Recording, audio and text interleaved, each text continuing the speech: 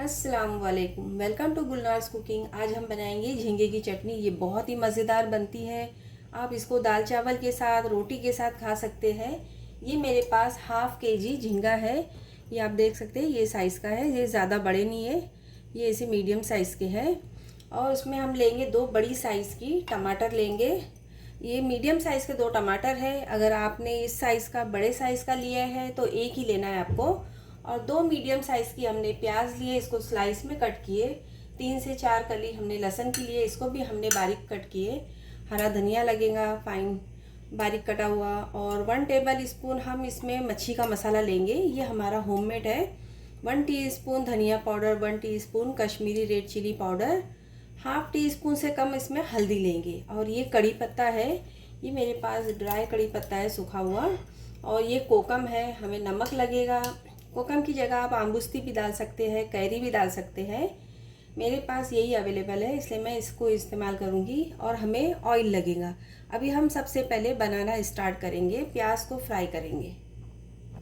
हमने कढ़ाई चढ़ा दी है, इसमें हम 1 चम्मच ऑयल ऐड करेंगे। ऑयल गर्म हो गया, इसमें हम प्याज डालेंगे।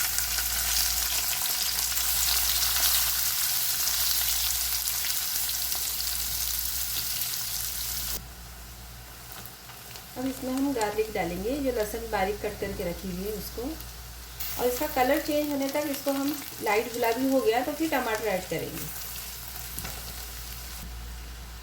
इसका कलर चेंज हो गया है प्याज का और लहसुन का। अब इसमें हम टमाटर को ऐड करेंगे।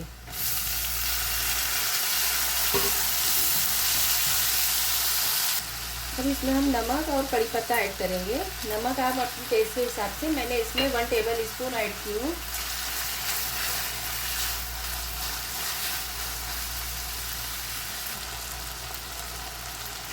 इसमें के टमाटर और प्याज दोनों भी सॉफ्ट हो चुके हैं। अब इसमें हम ये झींगे को ऐड करेंगे इसमें, इसको अच्छी तरह से मिक्स करेंगे। अब इसमें हम हल्दी और धनिया पाउडर और कश्मीरी रेड चिली पाउडर है, इसको ऐड करेंगे।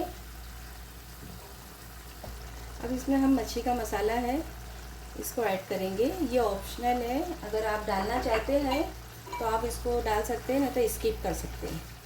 इसको हम अच्छी तरह से मिक्स करेंगे। इससे एक बहुत ही अच्छा फ्लेवर आता है, खुशबू भी एक अलग ही आती है इसमें, ये मसाला ऐड करने से।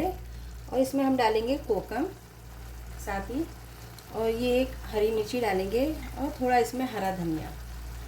और ये सारी चीज़ों को हम अच्छी तरह से मिक्स करके, कवर करके 5 मिनट के लिए इसको कुक करेंगे।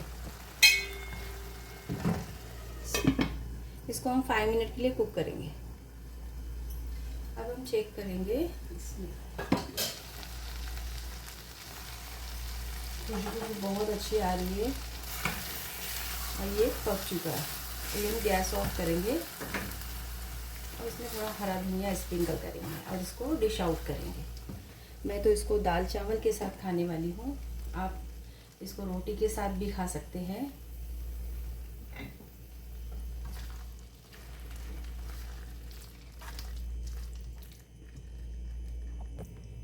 ये हो गया रेडी, हमने डिश आउट किए। बहुत ही ज़बरदस्त बना है।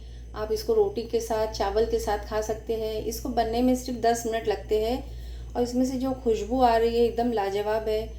आप भी इसे ज़रूर ट्राई करें। और इसमें जो मैंने मसाला ऐड की हूँ उसकी रेसिपी आपको मेरे चैनल पे मिल जाएगी, आप प्लेलिस्ट में जाके चेक कर सकते हैं। Thank you for watching this video.